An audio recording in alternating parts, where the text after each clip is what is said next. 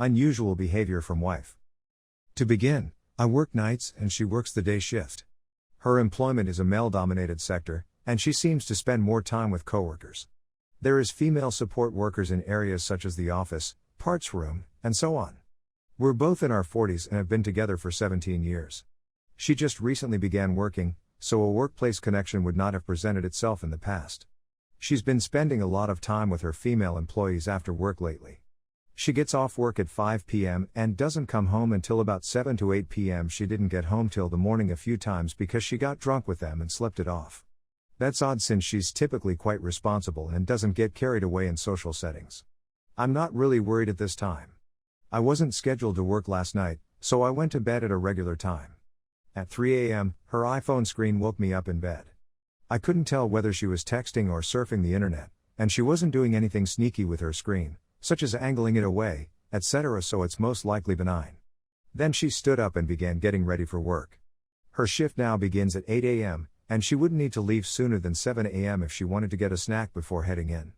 I thought your shift didn't start until 8. I inquired.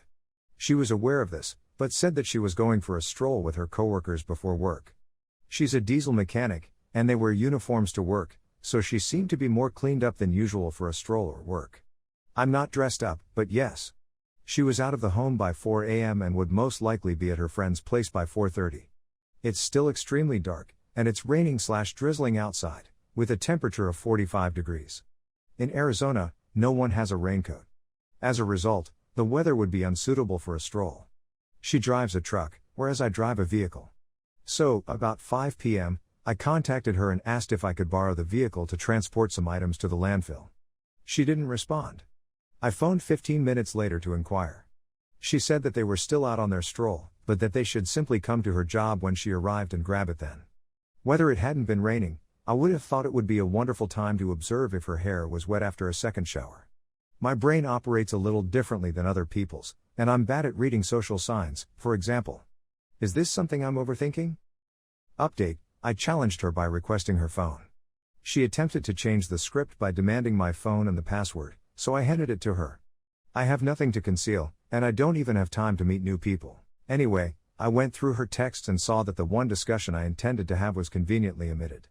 So I entered her phone number, and her boyfriend's or whoever's name appeared. I gave her the phone and told her I wanted to view his text messages with her. She appeared surprised, but I told her everything I knew, such as how she texted him before leaving the house today and when she returned, and how I knew she was with him when she was purportedly in Vegas. She pretended she didn't understand why our phone company had many pages of messaging logs between her and him. I walked upstairs and informed her I was packing a suitcase and going since she didn't want to do anything except storm off upstairs and withdraw to her bed. I gathered my belongings and departed. Story 2. I have cancer and my wife has been cheating on me for 6 months. I had a date Saturday that I didn't go on and I'm glad I didn't. I realize this is a bit of a ramble, but I don't know where else to put it, and I want to get it out there. On December 15th of last year, I was diagnosed with stage 2 testicular cancer, which had progressed to my lymph nodes. At the time, I was happily married and engaged in what I believed would be a heroic struggle against cancer with my wife. Nevertheless, this was not the case. Prior to the disease, she began broadcasting on Twitch and supposedly met a man. I'm not going to delve into details since I'm above it, and that's not the objective of this essay. 33-year-old cowards who stay at home and make fun of terminally sick cancer patients seem to be beautiful. I'm not sure why, after 13 years together, 9 years of marriage, and a kid, my wife chose to desert us in the midst of chemo treatments, deplete our financial accounts, and leave me to care for our son alone while undergoing treatment, but that's exactly what happened. She has a mental disease, bipolar with psychosis and schizoaffective disorder, which is exacerbated by THC usage, which she was highly involved in throughout my treatment, but I'm sick of making excuses for her bad conduct. I offered therapy for 6 months. For 6 months, I refused to notice the indications that were there in front of my face while she informed me she wasn't cheating. On my last day of treatment, May 15th, I discovered a parking ticket from his vehicle in her wallet. So, while I was being shot with poison in order to survive another day, she was out cheating. Throughout therapy, she continued to deceive and mislead me. She kept leaving for days at a time to visit him. She dismissed me from our health insurance despite the fact that I need a life-saving procedure known as RPLND to permanently eliminate the cancer.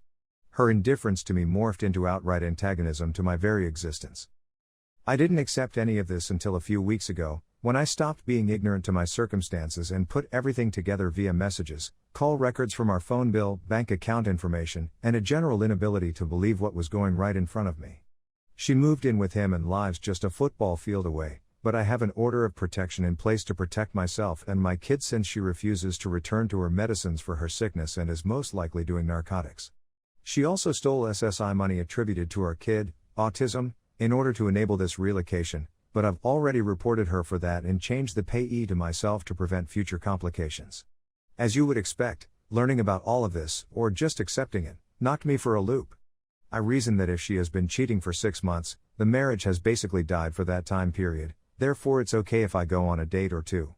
I downloaded various applications, signed up for certain things, chatted to a bunch of wonderful ladies, and even had some dates planned, including this past Saturday. At the last minute, I decided against going and instead went out with some old friends my wife had burnt when we attempted an intervention for her. I apologized for all that had transpired and was able to repair a bridge that I believed had been destroyed forever. I uninstalled all of the applications and suspended or canceled all of my accounts. It's a bummer since I met and chatted with several very nice women who may have been great for me. Unfortunately, who I am today is someone who still loves who my wife was, and it would be unjust to anybody searching for a meaningful commitment if I did not. Oh, and please don't get the wrong impression. I'd never take her back. I can't think of anything more heinous than cheating on a spouse who is through chemotherapy, as well as removing the greatest opportunity I have of surviving the process with the best possible prospects. My prospects of a successful operation are good, but they would have been greater if she hadn't dropped me from insurance and postponed the procedure. In any case, I've chosen to honor the promises I made. Prior to her, and throughout my adolescence, I had cheated on practically every lady I had ever dated. I used to be a S-bag. When I married, I said I would never cheat again, and I've kept that commitment to my wife and, more importantly, to myself. The most crucial aspect of a promise, in my opinion, is maintaining it even though you are the only one who is accountable for it. She deceived me in my worst hour and most likely given me PTSD, but I'm going to remember the girl she was, not the monster she has become. More significantly, I now have a little son to raise on my own. I need to provide a good example for him to follow. When he's ready to speak about the entire thing, when he's able to comprehend it, I want to be able to look him in the eyes and have no regrets about how I handled myself. I want to be the person he believes I am, or as close to it as possible. Don't misunderstand me.